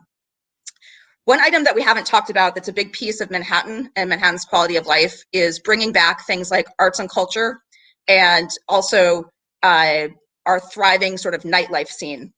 I've talked to a lot of small business owners, restaurateurs, and they feel as though a lot of the sort of regulations are very onerous on them right now.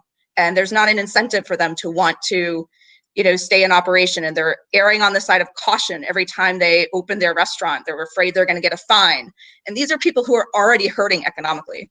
So I would, as borough president, make sure I use my platform to make sure that we educate our restaurateurs and make sure they're following the rules, but also not overly fine them. And because that is a real also economic engine. It's a reason people want to come back into New York City. It's quite frankly, not a reason, it's a reason people have left, because they come in and they want to be able to live in a Manhattan where they can go to a Broadway show or to the theater and get a meal. And if those places aren't open, we need to think about creative solutions to open them back up and get them starting again. So those are just a few ideas that I have on local quality of life issues. And I'm happy to talk more. I guess the final thing I would add is going back to transit again. I would support, I think it's very essential that the subway come back 24 hours a day. I think that's critical for our nightlife, for our workers who work in the nightlife industry in particular, who work shifts going until midnight or 1 o'clock in the morning. They don't have a way to get home. We need to figure out a creative way to bring them back. And I would work really hard with our state counterparts at the MTA to make sure we bring the subway back. Again, it's the lifeblood of our city, and we need to bring it back 24 hours a day. Thanks. Thank you. Let's see if Councilman Levine, if that's sounding a little bit better. Well, you tell me, how do I sound, Jessica? There we go. There we go. Okay. There's a lot of reasons why I miss in-person meetings, mostly because I don't get to see all of you in person, but also technology is a never-ending entertainment. But look, we have to pay attention to quality of life issues in Manhattan, and I'll mention a few areas. First, sanitation. It's really unfortunate that we've endured some significant cutbacks to the collection of street trash bins, and that directly impacts quality of life. And I do think that if we can bring in some new revenue into the city, ideally through federal stimulus or possibly through borrowing authority, that restoring pickup of waste bins has to be at the top of the list. It's just a critical quality of life issue, with health implications too, because of rats and other considerations. Parks, which I believe are critical to the health of this city, to every neighborhood. We fought for and won significant expansion in the ranks of parks maintenance workers and gardeners in the budget of a little over a year ago. Much of those gains have been undone because of the current fiscal crisis, but this is a big problem. Parks are more important to this city than ever. I don't think it would have been possible for many of us to live through the last 7 months without parks. But the lack of funding for upkeep is a real problem at a time of record usage, and that has to be restored. And then on the issue of homelessness, let's start by acknowledging the many years of failed policies which have led to the current homeless crisis. And let's also identify the solutions that we know work to end homelessness. Innovative shelter models like safe havens, which allow people to come off on the street. It's often known as a housing first policy, without some of the hoops they would normally have to jump through in traditional shelters. And we're working to open another one in my district on 125th Street as we speak. Supportive housing, which is probably the most studied and frankly proven model of ending homelessness.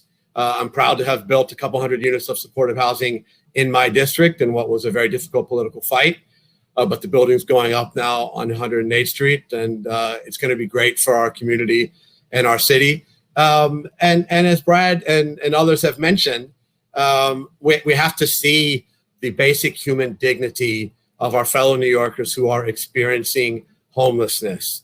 And to move them around like pawns in a political game is just unconscionable, doubly so in the midst of a pandemic where there's a public health risk, because moving people around in and out of congregate settings particularly actually does increase the risk of spread of the virus. And this is still a very perilous time for us in that fight. So yes, let's focus on quality of life issues. Let's do it in a way that is consistent with our values, with basic humanity. This is the vision that I will put forward if I'm lucky enough to be the next borough president. Thank you. Councilman Kallos. Each month since I've been an elected official, I've met residents in my office face to face, now over Zoom for First Fridays, to talk about whatever they want. Sometimes it's 10 people, sometimes it's 50. No matter the crowd, it's my favorite part of the job. Quality of life has come up a lot, and it would be easy to blame Mayor de Blasio, who I never endorsed. But the hard work is actually rolling up your sleeves and doing something about it. Andrew Fine from the East 86th Street Merchants Association tweeted pictures of overflowing trash cans with garbage spilling onto streets, only to become litter that businesses would have to clean up or get fined.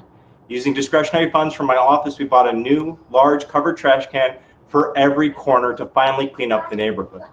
When the mayor cut $5 million in funding from graffiti cleanup in this year's budget, I literally rolled up my sleeves again and cleaned it up with justice involved and formerly homeless men and women that we fund through Wildcat. When the number of homeless hit an all-time high of 65,000, with more than 20,000 children waking up every morning in a shelter, I founded the Eastside Task Force for Homeless Outreach and Services, partnering with the faith, nonprofit, and business communities to get them the help they needed. We even built supportive housing for formerly homeless women and children across the street from where I live. So supporting the homeless has to be more than showing up at a press conference and criticizing notice or the process. During the pandemic, we opened a hotel the same size as the Lucerne in my district without notice. But we had already laid the groundwork to welcome them, and these people have the support they need. Scaffolding has engulfed more than 300 miles of our city because bad landlords would rather leave it up than fix dangerous conditions.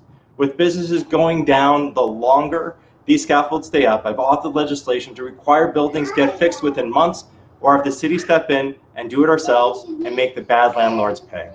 I was proud to co-sponsor with Councilmember Dan Garodnick on his law to reform the commercial rent tax in Manhattan, and I'm a co-sponsor on Keith Power's bill to go even further. As your next borough president, I hope to bring the same quality of life improvements from my district to the entire borough. A new large covered trash can on every corner, especially uptown. Cleaning up graffiti, getting scaffolding down, re-envisioning our commercial corridors, supporting our business community, and helping the homeless, and building housing for these families in every community, every block, even across the street. That's a city I want to rebuild and live in. I think you would too. Thank you. Thank you. So now we are a little short on time, as you can imagine, but I do want to open it up to some of the questions from the audience, and you can weigh in or not weigh in, but please be very brief and targeted in your response. Here's a question from the audience.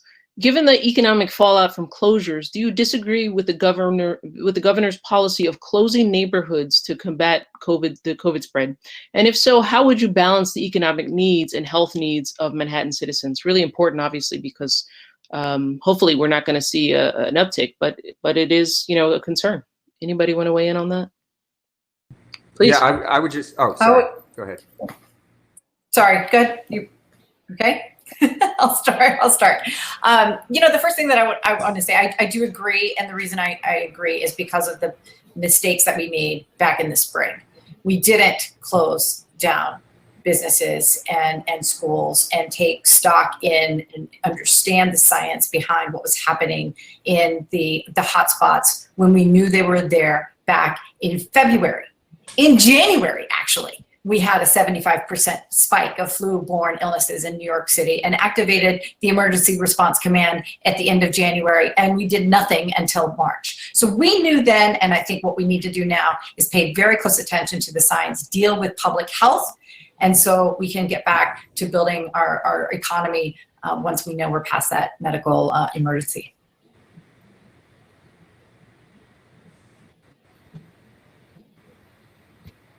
Did you want to respond as well, Senator? Yes, I'll just add, I agree with Kim completely. I mean, you need a healthy population first before you have a healthy economy.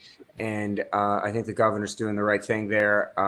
I'm disappointed that the continued kind of lack of communication between the state and the city seems to be manifesting itself.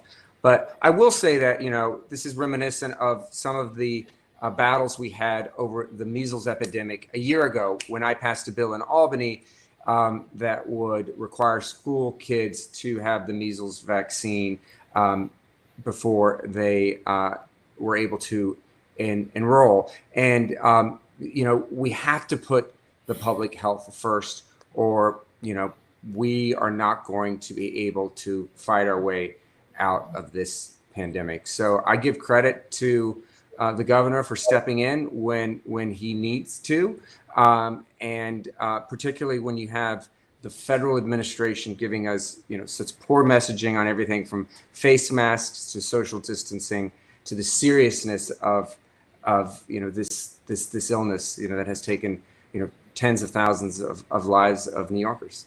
Could I just briefly jump in, Jessica, on this and say that the rollout of the targeted plans in Brooklyn and Queens has been an absolute mess. If we have time, I can talk more about that. But as I mentioned earlier, it's not just the hotspot neighborhoods in those two boroughs, which are seeing a rebound. I mean, the statewide numbers are starting to look like a right angle on the graph, and Manhattan is seeing an increase as well. And so we're all going to have to tighten up our behavior. We need to start saying again to people that they should work from home if they can, that they should be really judicious about going into any indoor spaces with other people. And we may need some limited rollback of reopenings citywide, again, beyond the hotspot neighborhoods in the outer boroughs. And yes, I recognize that there's a real economic cost to that. But what would be even worse is a full-blown resurgence of this virus that would require an even more dramatic shutdown. That would just be devastating from a health perspective and a business perspective. And we can head it off now, and I believe we're going to head it off now if we can tighten up on our own precautions and perhaps have some targeted, smart, surgical rollbacks of some of the reopenings citywide. So I'll weigh in here from a global perspective, because literally last week I was on the phone with the government of Israel, who had reached out in my day job, interested in lessons learned from what had happened in New York City. And again, leveraging that convening power of bringing people together to understand what's happening in other parts of the world, it's really stark to see how far behind New York City is on this, on tackling COVID generally. And I agree with what the governor is doing. I think there are ways to bring in perhaps the private sector or other entities that can help rebuild the businesses that may lose revenue as a result of this. But in the long term, we have to protect the health of people. We also need to be listening to what's happening around the world. And nobody on this stage is a medical doctor, so we should be doing, I believe, what Gale said at the beginning of this conversation and following the data and the science. The public health and beating this disease needs to be our #1 priority. We need to believe the scientists, not Twitter or political ideologues. And we have an election in less than a month where we can finally elect Biden and a Democratic Congress so we can actually get real leadership on a national level, because trying to fight it in Manhattan and different parts of the nation just isn't working. The long-term economic damage will be worse if we don't act quickly and put in temporary closures to keep infection rates low before they get out of control and force long-term closures. Also, we have to use science and technology, along with providing the direct grants and the legislation I mentioned, from government to help schools, businesses, and everybody be able to open sooner than later. Thank you. So I am so sorry, but we are almost out of time. And I want to respect everyone's time. And I assume that we're going to have some more forums since the election is not, the primary is not till next June, correct? I don't have the exact date in my head, but June 23rd. very good. So, so hopefully we will hear more from all of you. But I do want to give everyone a quick second to just sum up. If there's anything we didn't cover that you surely wanted to get out there, and also if you just want to tell people where they can go to find more information about you, please, again, keep it very brief. Let's start with Ms. Caputo. Sure, thanks everyone. And again, thanks to the Chamber for hosting us today, and to my fellow candidates. Look, I'm running for this office because our city just can't wait. We need strong, innovative, and new leadership. We need leaders who know how to build and bridge communities. I've done that throughout the 25 years of my career here in Manhattan, in the private sector and in the public sector, bridging global and local, and in neighborhoods in my responsibilities as community board chair. A lot of people say to me that if I don't know the answer to the question, I always know the person who does. And I believe that's sort of a trait that is going to be really important for the next Manhattan Borough President. I want to be that person. Our city leadership has failed us time and time again, but our mayor's leaving, and also our president hopefully will be leaving in a couple of months too. They're easy targets. What's going to be hard is thinking through some short and long-term solutions when our schools are dealing with closing and opening, restaurants, economic development, social, racial, and gender inequality. Career politicians have not bought the forward-thinking and actionable ideas and vision that this city needs at this particular time.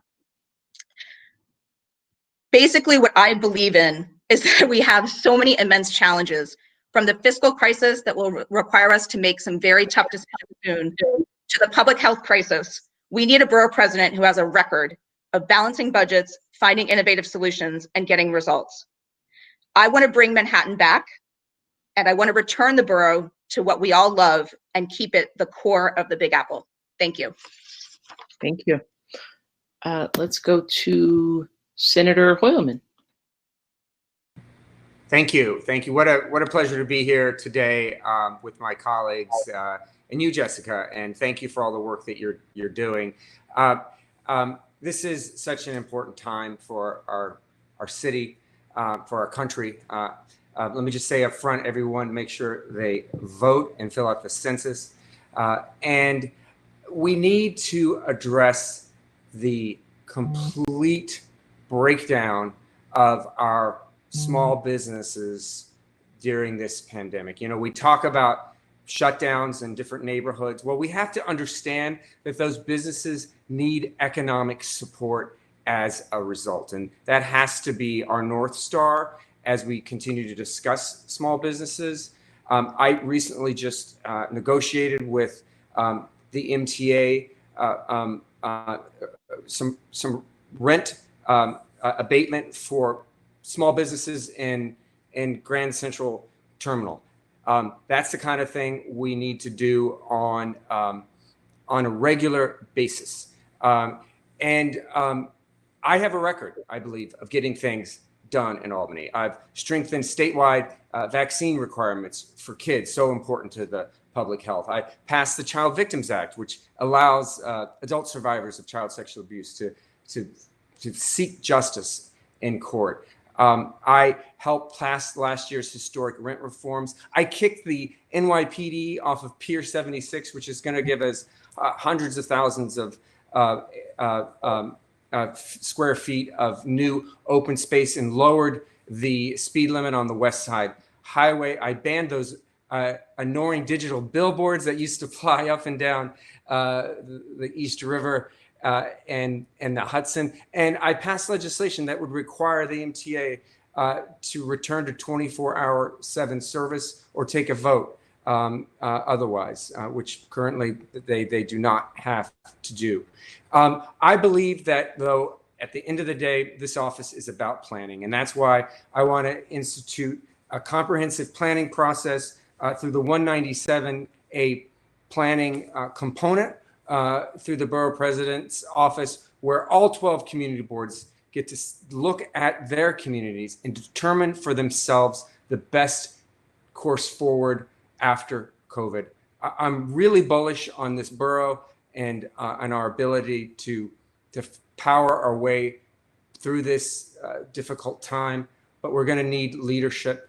And I humbly ask for your support and humbly ask that you would support us on the Save Our Storefronts legislation. You can go to Save Our Storefronts NYC to get more information about this important legislation that is going to allow small businesses to stay in their leased space and also provide assistance to small landlords. Thank you very much, Jessica. Pleasure to be here. Thank you. Let's go to Councilman Kallos. Thank you to the Manhattan Chamber of Commerce for hosting this first forum, and to all the members who joined us this morning. I take a moment for 2 PSAs. First, go vote. Vote by mail, vote early, vote on November 3rd. Fill out the census by Halloween. It doesn't matter who wins Manhattan Borough President if Manhattan's response rate remains in the low 60% range. We will all be in a lot of trouble. So if you haven't already filled it out, please do so. Make sure everyone you know does. Please use your businesses to help get the word out.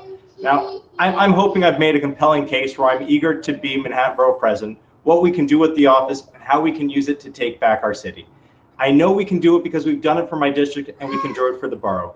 We can do better than just returning to a normal that never worked for anyone. We can rebuild a city for all of us. That's why I'm proud to have the endorsement of Congresswoman Carol Maloney and 74 labor organizations representing our city's working families, from our nurses to our construction workers and even school bus drivers. As your next borough president, I will continue Gale Brewer's legacy. I will keep showing up at the chamber and put in the work to be everywhere, to meet every business owner in Manhattan. Together, we can plan for a Manhattan with active street retail, with permanent outdoor dining, not scaffolding and empty storefronts. Together, we can repeal the commercial rent tax for local businesses who can't afford to pay it. Together, we can cut red tape of government bureaucracies so you can focus on growing your business. Together, we can make sure new development includes real affordable housing and affordable commercial spaces for New Yorkers who live, work, and shop here. I know we can do it because we've done it for my district. We can do it for the entire borough of Manhattan. If you like what you're hearing and you want to build a city for all of us, please join our team at kallos.nyc. Thank you. Councilman Levine. Well, thank you, Jessica, and thanks to the chamber, and thanks to my colleagues. Thank you, Ben and Elizabeth, Brad and Kim, for this great conversation. Yes, it's true. We are facing the most difficult time for this borough, probably in a generation or more, but I am absolutely confident that we are going to come back, that small businesses can help lead the way. We have come back again and again after difficult moments in our history. To do that, we need bold ideas. We have to once and for all confront the profound inequalities which this pandemic has revealed and exacerbated. We have to build back our economy in a way that ensures the gains are shared, in a way that centers small businesses. We have to bring about a renaissance of public space by investing in our parks and by reimagining the use of our precious street space. To do these things, we need a coalition as diverse as this incredible borough. That is the exact type of coalition I am building. Únanse a mí a este movimiento por el futuro de nuestra islita linda. Thank you so much to the chamber. I wish everyone stay safe. Thanks, everybody. Thank you. And Ms. Watkins, you get the last word. Thank you, Jessica, and also thank you to the Manhattan Chamber for hosting us this morning. I am really energized and hope everybody else is to have these conversations as frequently as possible, because New York has a really bad voter turnout rate for local elections. I think regular New Yorkers they get it, and they're angry. They don't like New York government. At the city level, really at the state level, because their lives are not improving. We are not making progress. And that is one of the reasons why it's so important to focus on the 2021 election, to call it we need a next level government. We need a different kind of government. I have a track record as CEC3's president. I have a track record of getting things done in District 3 schools. The Upper West Side rezoning of 2015 was the city's first intentionally sort of rezoning of elementary schools that took into account desegregation along with overcrowding. And you know what? Politicians fought us on it. We had a compass of community engagement and working with data, the information that we knew to be true about what school sizes were and about the demographics in our schools, about where low-income students go to school, et cetera. And despite that, local politicians actively fought us on it, and the mayor pulled the deal. The only way we got this through, in fact, the only way we get anything done is either through lawsuits or public shame in the media in this city. And my track record goes beyond the Upper West Side rezoning to the Middle School Diversity Initiative in District 3, another city first, to the creation of something called the Harlem School Summit, which helps identify the issues that northern schools in Manhattan face as the privatization of public education continues to parasitically affect our ability to teach all children in our city. We need a different approach. I'm not a politician. I am a mom. I coach people to run marathons.